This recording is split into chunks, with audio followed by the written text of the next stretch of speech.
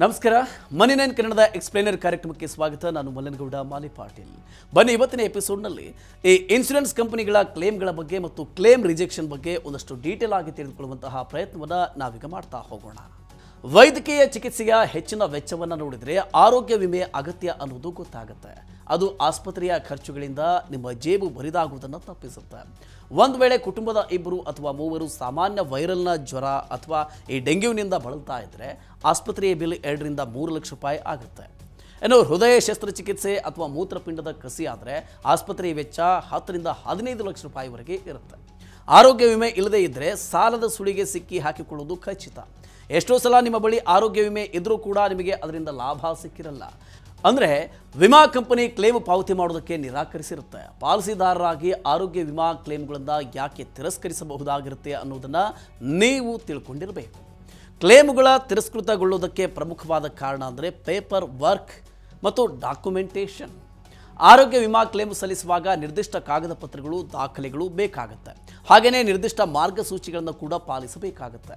ಕಾಗದ ಪತ್ರಗಳನ್ನು ಸಲ್ಲಿಸುವಾಗ ಯಾವುದೇ ತಪ್ಪಿದ್ರೆ ಅಥವಾ ದಾಖಲೆಗಳು ಸರಿಯಾಗಿ ಇಲ್ಲದೆ ಹೋದರೆ ನಿಮ್ಮ ಕ್ಲೇಮು ತಿರಸ್ಕೃತಗೊಳ್ಳಬಹುದು.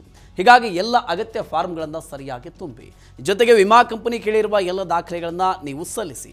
ಈ ದಾಖಲೆಗಳನ್ನು ಸಲ್ಲಿಸುವುದಕ್ಕೆ ವಿಳಂಬ ಮಾಡಿದರೆ ಅಥವಾ ಯಾವುದಾದ್ರೂ ದಾಖಲೆ ಸಲ್ಲಿಸದೇ ಹೋದರೆ ಕ್ಲೇಮು ತಿರಸ್ಕೃತಗೊಳ್ಳುವ ಸಾಧ್ಯತೆ ಇದೆ.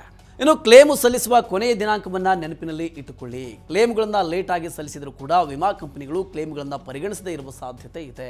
ಪ್ರತಿ ವಿಮಾ ಪಾಲಿಸಿಗೆ ಕ್ಲೇಮ್ ಸಲ್ಲಿಸುವುದಕ್ಕೆ ಗಡುವು ಇರುತ್ತೆ. ಅದು ಸಾಮಾನ್ಯವಾಗಿ ಆಸ್ಪತ್ರೆಯಿಂದ ಡಿಸ್ಚಾರ್ಜ್ ಆದಮೇಲೆ 14 ರಿಂದ 30 ದಿನ ಇರುತ್ತೆ. ಇದು ವಿಮಾ ಕಂಪನಿ ಮತ್ತು ಅದರ ಪಾಲಿಸಿಯ ನಿಯಮಗಳ ಮೇಲೆ ಅವಲಂಬಿತವಾಗಿರುತ್ತೆ. ಮೊದಲೇ ಇರುವ ಕಾಯಿಲೆಗಳು ಅಥವಾ ಪ್ರೀ ಎಕ್ಸಿಸ್ಟಿಂಗ್ ಡಿಸೀಸ್ ಅನ್ನೋದು ಆರೋಗ್ಯ ವಿಮೆಯಲ್ಲಿ ಪ್ರಮುಖವಾದ ಅಂಶ ಆಗುತ್ತೆ.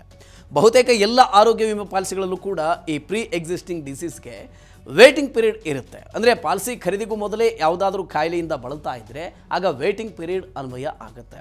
ಬಹುತೇಕ ಎಲ್ಲ ಪಾಲಿಸಿಗಳಲ್ಲೂ ಕೂಡ ಈ ವೇಟಿಂಗ್ ಪೀರಿಯಡ್ ಇದ್ದೇ ಇರುತ್ತೆ.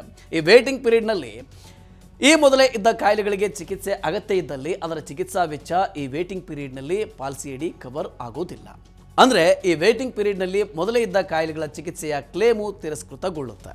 ಇನ್ನು ಪ್ರೀ ಎಕ್ಸಿಸ್ಟಿಂಗ್ ಡಿಸೀಸ್ಗಳ ವೇಟಿಂಗ್ ಪೀರಿಯಡ್ ಪಾಲಿಸಿಯ ನಿಯಮಗಳು ಮತ್ತು ವಿಮಾ ಕಂಪನಿಯನ್ನು ಅವಲಂಬಿಸಿರುತ್ತೆ. ಇದು ಸಾಮಾನ್ಯವಾಗಿ 1 ರಿಂದ 4 ವರ್ಷದವರೆಗೂ ಕೂಡ ಇರುತ್ತೆ.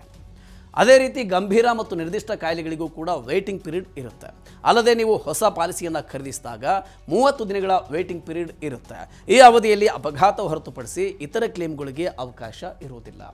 ಆರೋಗ್ಯ ವಿಮಾ ಪಾಲಿಸಿ ಖರೀದಿ ಮಾಡುವಾಗ ಯಾವುದೇ ಕಾಯಿಲೆಯಿಂದ ಬಳಲ್ತಾ ಇದ್ದರೆ ಅದರ ಬಗ್ಗೆ ಪ್ರಾಮಾಣಿಕವಾಗಿ ನೀವು ತಿಳಿಸಬೇಕಾಗತ್ತೆ. ಇನ್ನು ಪಾಲಿಸಿ ಎಕ್ಸ್ಪೈರಿ. ಆರೋಗ್ಯ ವಿಮಾ ಪಾಲಿಸಿಗಳಿಗೆ ಸಾಮಾನ್ಯವಾಗಿ 1 ವರ್ಷದವರೆಗೆ ವಾಯ್ದೆ ಇರುತ್ತೆ. ಒಂದು ವೇಳೆ ಪಾಲಿಸಿ ಅವಧಿ ಮುಗಿದಿದ್ದರೆ ಏನೂ ಪ್ರಯೋಜನ ಆಗಲ್ಲ. ಯಾಕೆಂದರೆ ಅದು ಲ್ಯಾಪ್ಸ್ ಆಗಿರುತ್ತೆ. ಪಾಲಿಸಿ ಅವಧಿ ಮುಗಿದ ಮೇಲೆ ನೀವು ಕ್ಲೇಮು ಸಲ್ಲಿಸಿದರೆ ಅದು ತಿರಸ್ಕೃತಗೊಳ್ಳುತ್ತೆ. ಹೀಗಾಗಿ ಪಾಲಿಸಿಯ ಕಾಯ್ದೆಯ ಮೇಲೆ ನಿಗಾ ಇಡುವುದು ಮುಖ್ಯ.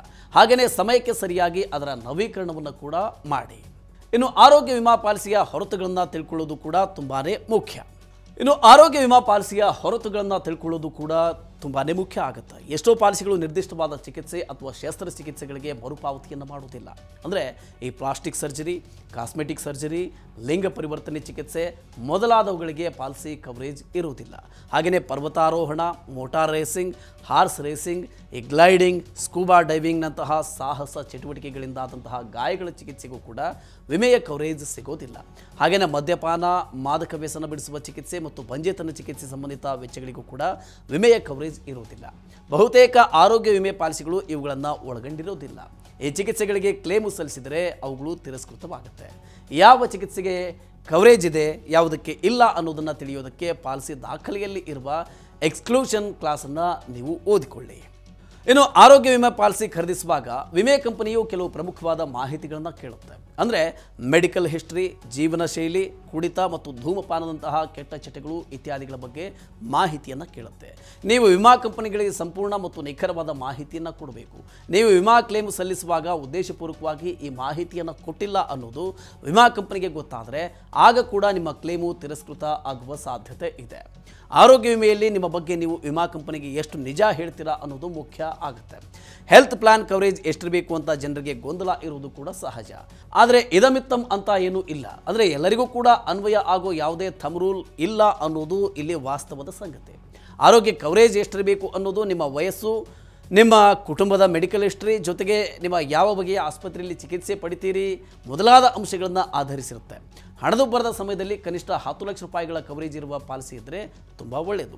ಕಿರಿಯ ವಯಸ್ಸಿನಲ್ಲಿ ಪಾಲಿಸಿಯನ್ನು ತಗೋತೀರಾ ಅಂತಾದರೆ ನೀವು ಪಾವತಿಸಬೇಕಾಗಿರುವ ಪ್ರೀಮಿಯಂನ ಮೊತ್ತ ಕಡಿಮೆ ಇರುತ್ತೆ. ಯಾಕೆಂದರೆ ಸಾಮಾನ್ಯವಾಗಿ ವಯಸ್ಸು ಕಡಿಮೆ ಇದ್ದರೆ ಅನಾರೋಗ್ಯ ಬಾಧಿಸುವ ಸಾಧ್ಯತೆ ಕೂಡ ಕಡಿಮೆ ಇರುತ್ತೆ, ಆರೋಗ್ಯವಾಗಿ ಇರ್ತಾರೆ. ಓಕೆ, ಈ ರೀತಿಯ ಇನ್ನಷ್ಟು ಮಾಹಿತಿ ಮತ್ತು ಪರ್ಸನಲ್ ಫಿನಾನ್ಸ್ ವಿಚಾರಗಳಿಗೆ ಡೌನ್ಲೋಡ್ ಮಾಡಿ Money9 ಕನ್ನಡ ಆ್ಯಪ್ ಹಾಗೂ ಯೂಟ್ಯೂಬ್ನಲ್ಲಿಯೂ ಸಬ್ಸ್ಕ್ರೈಬ್ ಆಗಿ, ಲೈಕ್ ಮಾಡಿ, ಶೇರ್ ಮಾಡಿ. Thank you.